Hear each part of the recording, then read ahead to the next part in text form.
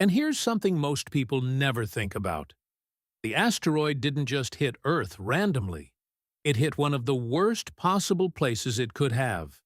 The region was rich in sulfur and carbonates. That means the impact didn't just release dust. It triggered a massive chemical reaction in the atmosphere. Sulfur gases turned into tiny particles that spread across the entire planet, reflecting sunlight and amplifying the cooling effect. In other words, it wasn't just a collision. It was a planetary-scale atmospheric weapon. Now imagine what the sky looked like in the days after the impact. Not just dark, but thick, heavy, almost solid with ash and particles. Sunlight wasn't simply dimmed. In some places, it may have disappeared completely. Temperatures dropped, but not evenly. Some regions froze. Others experienced chaotic swings between heat and cold. Weather patterns broke down. Rain became toxic. Acid rain likely fell for weeks, maybe months, poisoning water sources and soil. But the land wasn't the only place where everything was collapsing. The oceans, which covered most of the planet, were going through their own catastrophe. When sunlight disappears, photosynthesis in the ocean stops almost immediately. Phytoplankton, which produce a huge portion of Earth's oxygen and form the base of the marine food chain, began to die. And when they die, everything above them starts collapsing. Small fish lose their food, larger predators lose theirs. Entire marine ecosystems begin to unravel in silence. There's evidence that some parts of the ocean became low in oxygen, a condition called anoxia.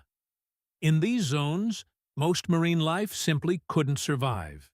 It's possible that vast areas of the ocean turned into dead zones. Imagine an entire ocean where life struggles to breathe.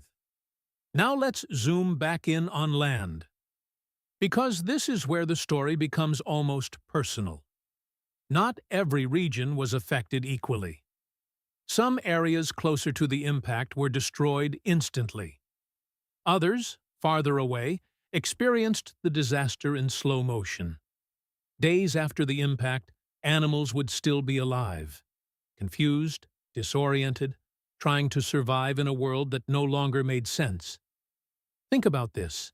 For many creatures, the first sign wasn't the impact itself.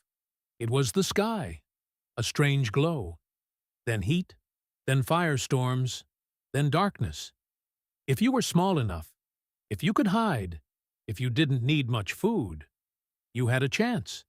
If you were massive, dependent on large amounts of vegetation, your chances dropped to zero. This is where survival becomes almost cruelly selective. Large dinosaurs, no matter how powerful, were too specialized. They needed stability. And the world had just lost all stability. But there's another layer to this story that makes it even more fascinating. Some scientists believe the extinction event may have unfolded in waves. First came the immediate destruction, the impact, the fires, the shock waves. Then came the short-term effects, darkness, cooling, collapse of plant life. And finally, the long-term consequences, climate instability, ecosystem restructuring, and evolutionary shifts that lasted hundreds of thousands of years. This means extinction wasn't a single moment. It was a process. And during that process, evolution didn't stop. It accelerated. In the shadows of a dying world, small mammals were adapting. They were opportunistic. They could eat seeds, insects, anything they could find. Some could hibernate. Some could reproduce quickly. These traits didn't matter much before, but now they became the difference between survival and extinction. And here's something almost poetic. The very traits that made mammals seem insignificant during the age of dinosaurs became their greatest advantage after the extinction. Small became powerful. Flexible became dominant. Over time, these survivors spread into empty ecological niches. Forests eventually returned. food chains rebuilt, and mammals began to evolve into forms that were impossible before. Larger bodies, more complex brains, social behavior. Millions of years later, one branch of these mammals would begin asking questions about the past. Questions like this one. But let's pause for a second and consider something deeper. What if the asteroid had arrived at a different time? A few million years earlier or later?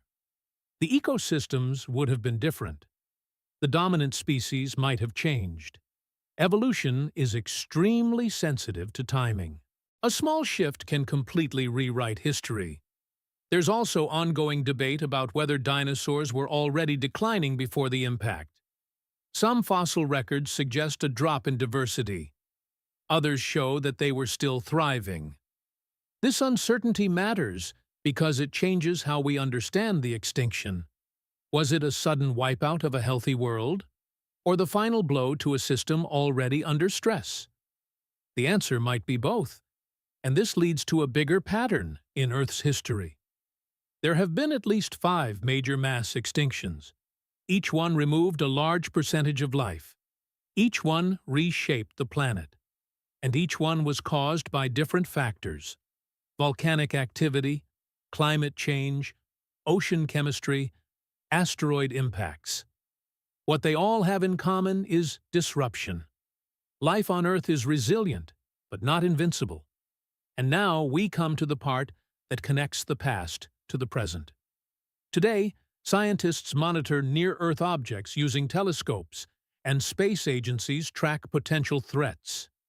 Missions like asteroid deflection tests are already happening. But these systems are not perfect. We haven't detected every object, and not every threat can be stopped easily. There's also another uncomfortable reality. We are currently living through what some scientists call a 6th mass extinction, driven not by asteroids, but by human activity. Habitat destruction, climate change, pollution. These are changing ecosystems rapidly. It's not the same as the dinosaur extinction, but it's a reminder of how fragile complex systems are. And here's the final thought. The dinosaurs ruled this planet for over 160 million years. They were successful beyond anything humans have achieved. And yet, in a relatively short period of time, they were gone. Not because they failed, but because the rules changed. And that might be the most important lesson of all. Survival is not about being the strongest. It's not about being the biggest. It's not even about being the smartest. It's about being able to adapt when the world changes in ways you can't control. Because one day, just like 66 million years ago, everything can change again.